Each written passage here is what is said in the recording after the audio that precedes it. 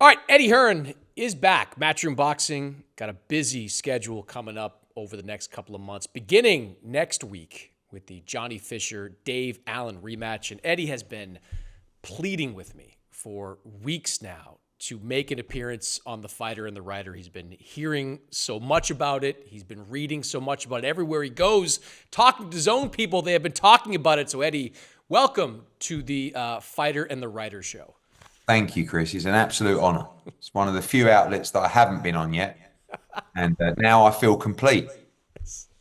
Yes, I'm glad I could fulfill that massive pie chart you have of outlets having been on. I want to get your take first on this past weekend, because you remarkably were among the people that went to both the Times Square show and the show in Riyadh. That's a hell of a lot of travel for fight cards you don't actually have anybody on. But you know, you've been promoting events for a long time. The Times Square event was built up. There were a lot of expectations. What was your takeaway of doing the event in Times Square and having it outside in that type of atmosphere? I mean, look, firstly, let's be honest. It was incredible. Like, let's park the boxing for a second, but the event was incredible. You know, our team worked tirelessly with Ring Magazine, and you know, I can't believe they pulled it off. Like when His Excellency said to me, "Let's do an event in the middle of Times Square," I was like, there's absolutely no way that can happen." And I don't think anybody else would have been able to pull it off because there's too much red tape. There's too many no's, and you know, he's got a way of getting through them, but also this kind of relentlessness to find a way through them as well.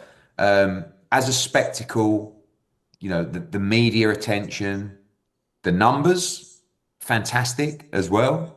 I've learned over the years that you really like, it's so unpredictable how fights and shows are going to play out. Like I've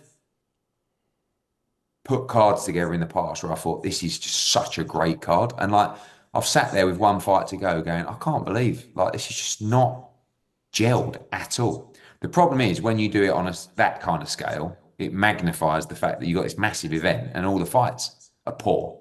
So, you know, it also didn't help that 6 days before was Benn-Eubank, 65,000, and just like an all-time British classic war.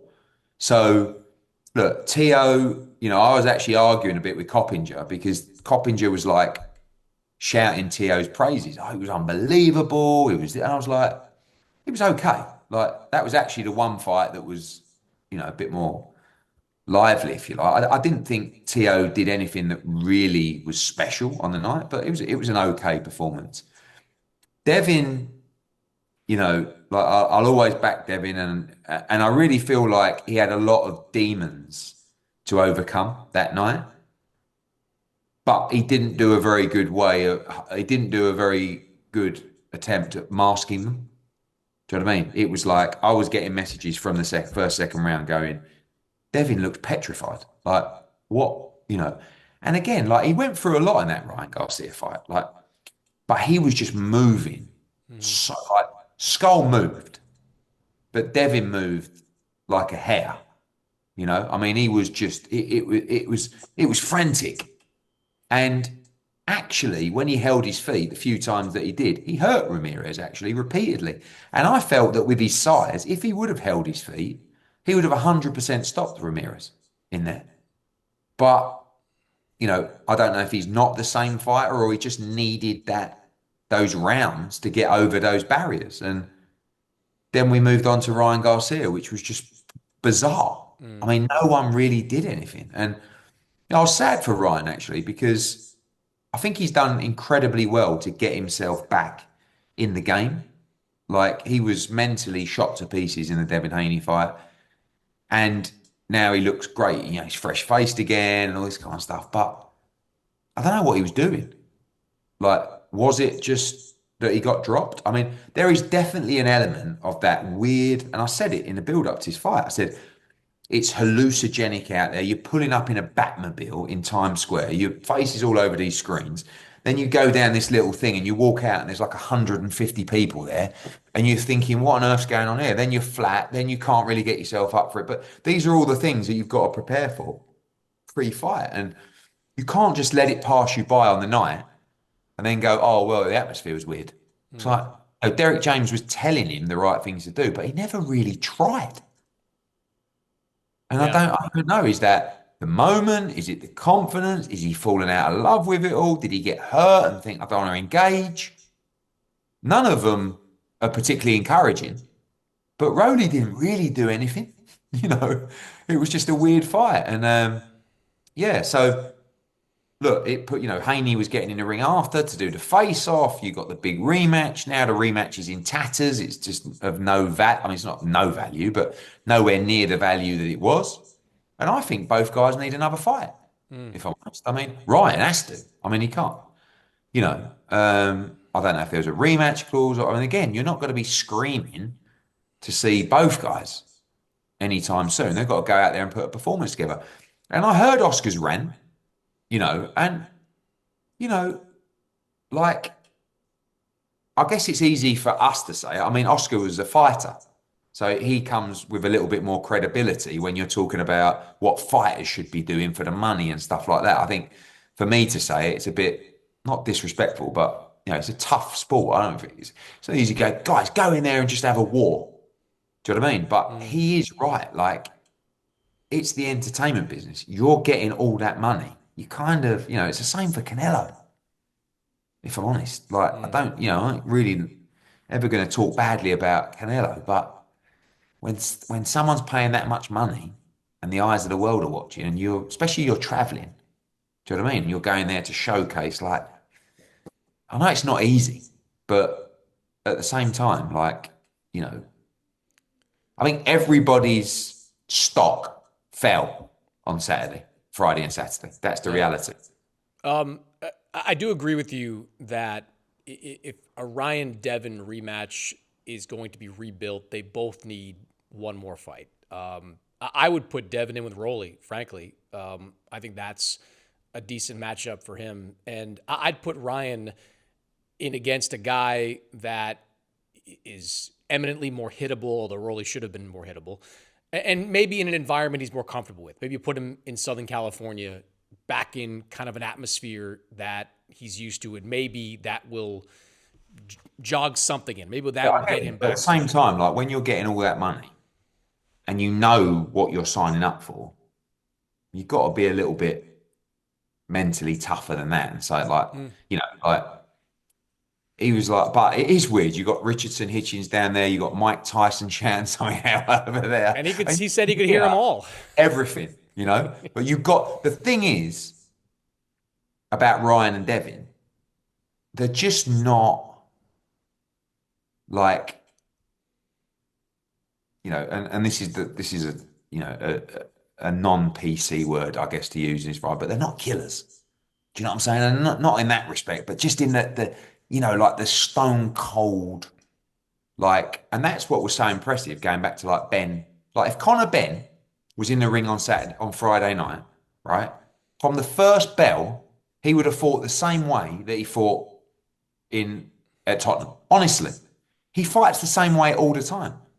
Do you know what I mean? He wouldn't have gone in there and gone, oh, it's a bit quiet in here. I'm just, it's a bit weird. I'm going to like just not throw any punches. It's like, you've got to have the mentality. And I thought it can happen.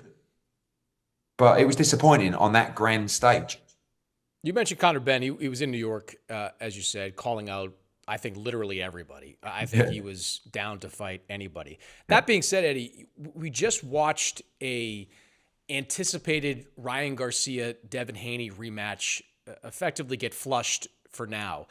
Did seeing that change your perspective on a Benn-Eubank matchup? Because just as easily as it's big, it can go to a lesser version if both these guys don't perform in their next fight out against somebody else. Yeah, no, I think that we've both signed a 2-fight deal to fight each other. So contractually, that's next. Now, if it falls through for any way, I guess, It's always possible, but You and Ben Shalom seem to have a slight difference of opinion on what that well, contract says and how much because wiggle we room there is. both, don't forget with this new way of the world, we have individual contracts with the Ring magazine. This isn't a POS between Matchroom and Boxer, where we've seen quite often that some of the contracts don't quite match up. But our contract is very clear. It's a two-fight deal on the same terms as the first fight. They also have a two-fight deal, which they're acknowledged. They're saying there's a few bits on the weight that, have got to be agreed and not in our contract. So that'll be interesting to see how that plays out. But if if for some reason Eubank swerves the rematch, then we can look at Devin, Ryan, Rowley, Boots. I mean, Conor got a massive reception in America. Like, he's up for fighting anyone. But we also acknowledge we've just seen one of the greatest British fights of all time, and the rematch is astronomical. So I know His Excellency will be pushing for that rematch because the numbers were great, and they'll be even better second time around. Have Conor's been most vocal about Mario Barrios, who seems to just be sitting there hoping like Manny Pacquiao loses a Senate election and he can get in with him. Have you talked to Louis DeCubas, PBC, about Barrios? What are they telling you about his availability? Not post. I'm being told the Pacquiao fight's done, which is just absolutely bizarre. Like, I mean, 2 years ago, I talked about Conor Benn fighting Manny Pacquiao, right? I got absolute pelters, right? You're a disgrace. Pacquiao's finished. How can you put him in with Conor Benn? I mean, Conor Benn, whose best win before that was Chris Algieri, right? Apparently, it was disgraceful to see Conor Benn fighting Manny Pacquiao in a 10 or 12 rounder non-title fight. Now you're talking about Manny 2 years on. And by the way, seeing some exhibitions where you clearly know he's not anywhere near the fighter that he once was, fighting for the WBC world title. It's ridiculous. But anyway, so that as I understand is happening in July. So, Barrios isn't available at the moment. We love the fight. And with Conor's profile, we can bring that fight and pay great money for it now. That's the difference. And at some point we will be returning to 147 and we will be trying to win a world title. All right, let me ask you about the fight we had in Saudi Arabia, Canelo against William School. I get what you're saying about Canelo needing to be entertaining. I still, if I'm, again, go back to the blame pie here, I'm throwing 95% of that at William School. I mean, he to me, Eddie, he did not come to win. You can throw punch stats in my face. You can throw accuracy or punches landed in my face. That's not a guy that came to Saudi Arabia to win. Could Canelo have cut the ring off better, done more? Yeah, but I've seen some people out there talking about a school masterclass in boxing. I don't get that.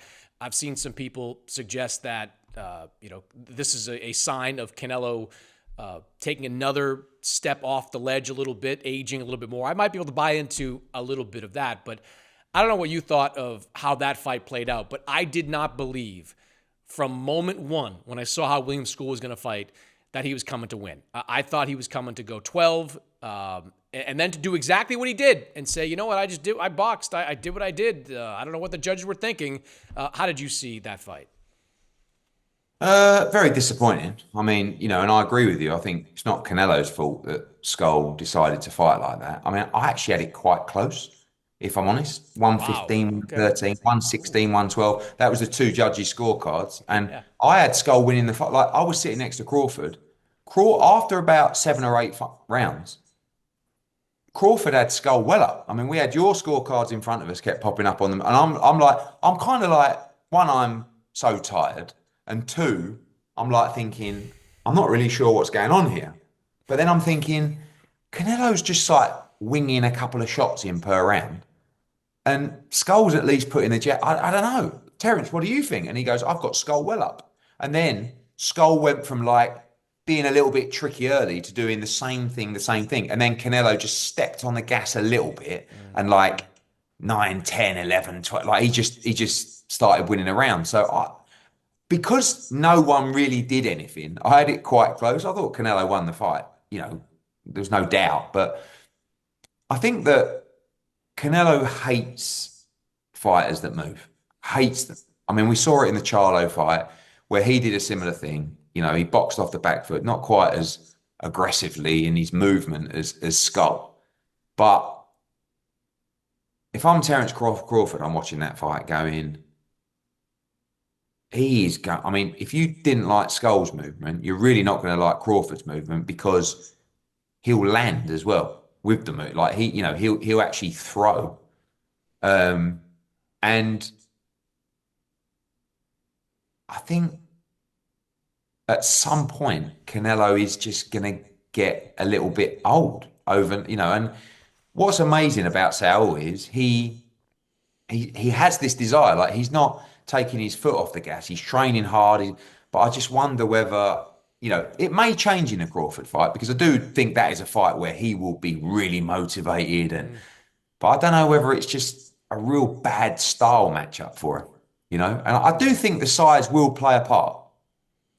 I think it's not dissimilar to the Dimitri Bivol fight in the sense of how Crawford could box in that fight. Do you know what I mean? Like he's got the ability to keep him off and show angles and then a spurt of aggressiveness to do enough to reset and then or to take Canelo off his. I don't know. But can he back him up? That's my big thing. Bivol backed him up. He doesn't, but I don't. Yeah, but I think he can back him up. Yeah, I do.